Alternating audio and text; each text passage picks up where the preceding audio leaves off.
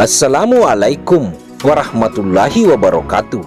Legenda Kahar Muzakkar terbunuh tapi dianggap masih hidup.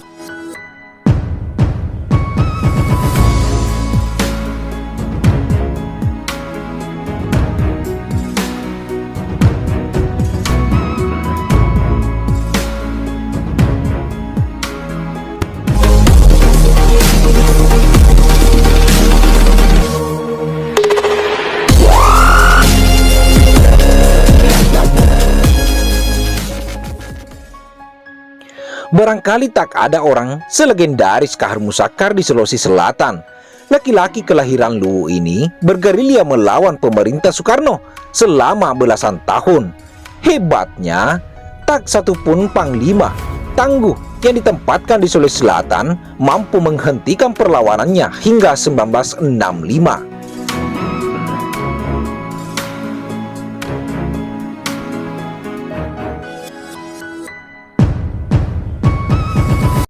Kahar bahkan masih diingat dengan baik oleh masyarakat di sekitar Luwu sampai hari ini. Satu dekade belakangan, beberapa keturunan Kahar di Luwu terjun ke dunia politik dan terbilang sukses.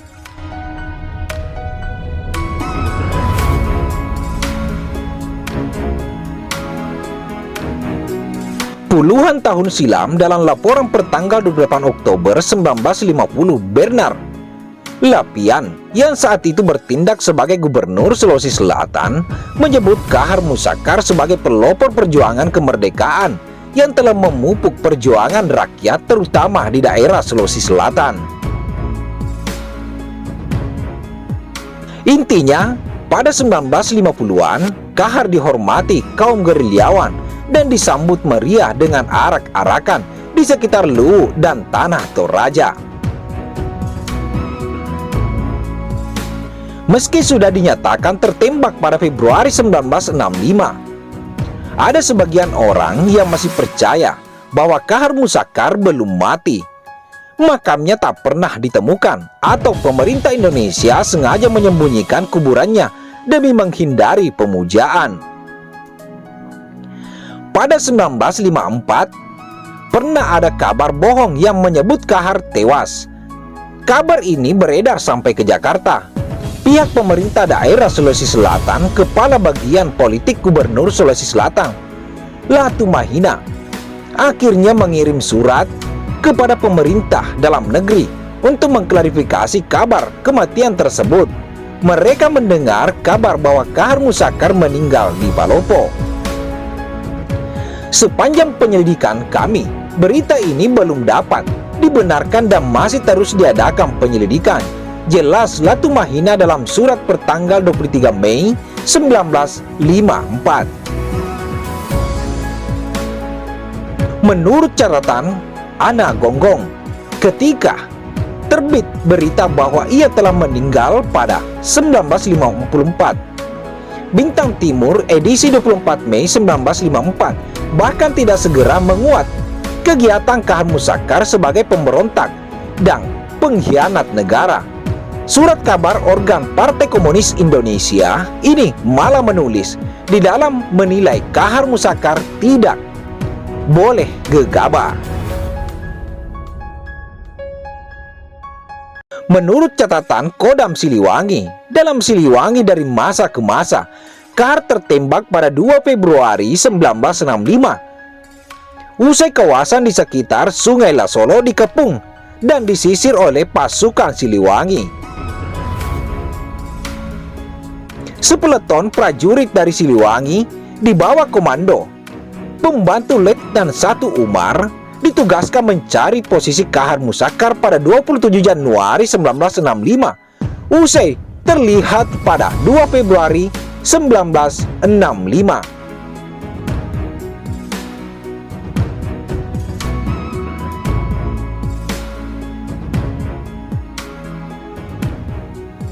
Dari seberang Sungai Lasolo, mereka melihat ada orang yang mandi dan membawa kraben.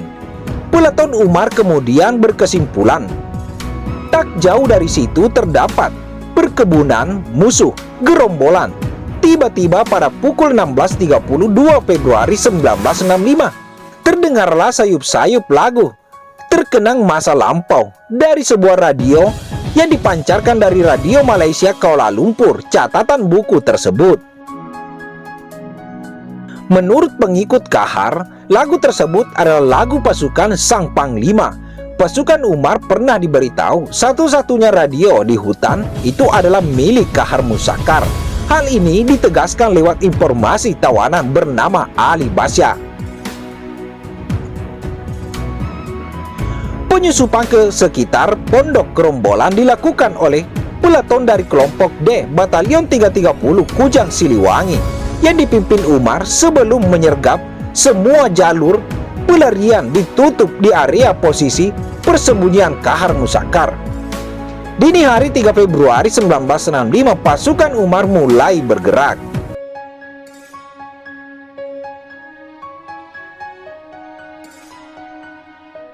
Menurut catatan Siliwangi, dari masa ke masa, ketika tembakan demi tembakan dilepaskan dari gubuk kelima dari utara, melompatlah Kahar Musakar yang dengan jelas dapat dikenal oleh Kopral 2. Sadili Kahar Musakar sedang menggenggam granat di tangannya. Kopral 2 Sadili pun tak mau mengambil resiko.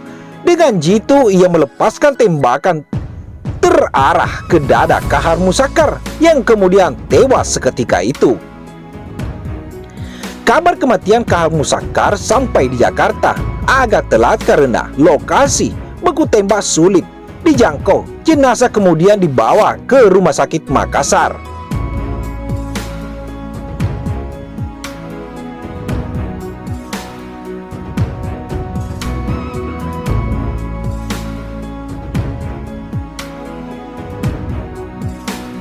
Panglima militer di Makassar, Kolonel Muhammad Yusuf, memberi kesempatan seluas-luasnya kepada masyarakat untuk menyaksikan jenazah itu dan memastikan sendiri bahwa yang mati benar-benar adalah Kahar Musakar, tulis Atmaji. Jenderal Muhammad Yusuf, Panglima para prajurit, 2006.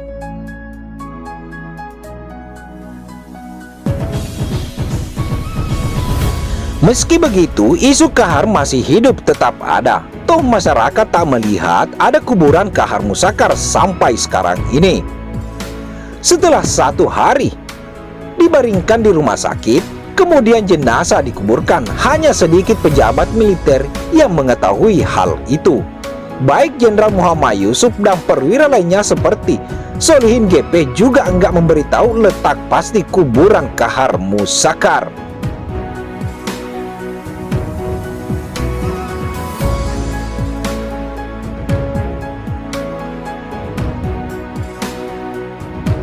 Setelah pemerintahan Soeharto bubar, menurut catatan Andi Bakti, salah seorang anak Kahar Abdul Aziz, mendirikan Komite Persiapan Pelaksanaan Syariat Islam KPPSI. Selain itu ada pula organisasi bernama Pusat Amanat Referendum Rakyat Sulawesi, PARAS.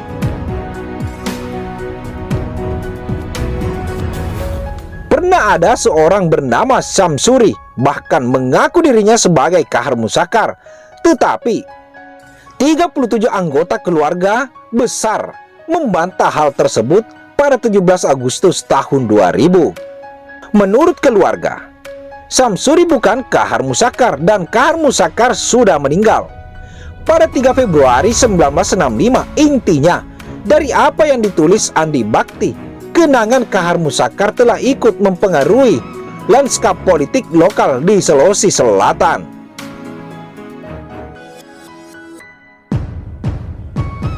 Nah, itulah tadi pemirsa yang budiman. Mudah-mudahan apa yang kami informasikan dapat bermanfaat sebagai bahan pengetahuan. Jika menyukai channel kami, seyogia pemirsa yang budiman memberi dukungan channel kami Detik 77 dengan cara like dan subscribe-nya. Terima kasih banyak sebelumnya. Mudah-mudahan semua pemirsa yang budiman senantiasa dalam keadaan sehat baik walafiat. Kami dari Detik 77 pamit undur diri. Sekian dan terima kasih. Wabillahi taufiq wal hidayah. Wassalamualaikum warahmatullahi wabarakatuh.